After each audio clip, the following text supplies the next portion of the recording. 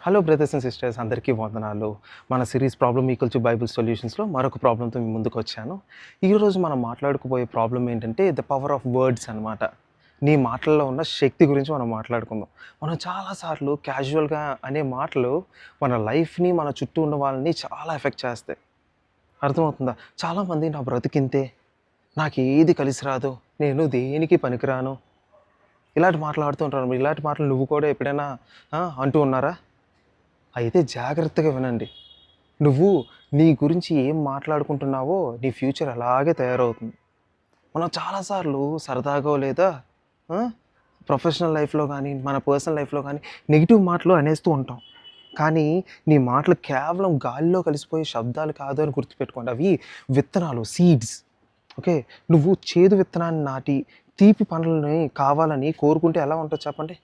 నువ్వేది నాటితే అదే వస్తది. నీ మాటలతో నువ్వు తక్కువ చేసుకోకు. నీ ప్రశాంతతని నువ్వే కూల్చేసుకుంటున్నావు అన్నమాట. బైబిల్ చాలా క్లియర్‌గా చెప్తది. సామెతల గ్రంథము 18వ అధ్యాయము 21వ వచనంలోని జీవమరణములు నాలుక వశమున ఉన్నవి అంటే. అంటే ఏంటి? నీ మాటలతో నువ్వు ఒకరిని బ్రతికించగలవు లేదా చంపగలవు అన్నమాట.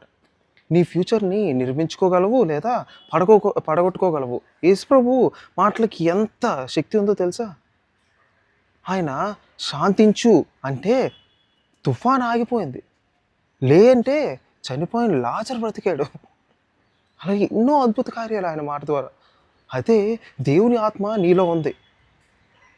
సేమ్ మరి నీ మాటలు ఎలా ఉంటాయి? నీ మాటలకి ఎంత పవర్ ఉంటది?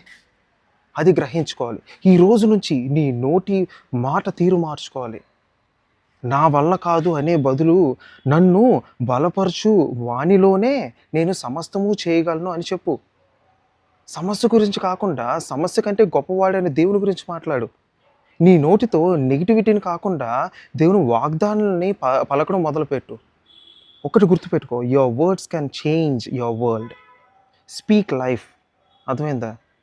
సో ఇది మీ మనసులో ఉంచుకొని మీ మాటలని సరిదిద్దుకుంటారని కోరుకుంటూ మరొక ప్రాబ్లంతో మీ ముందుకు వస్తాను.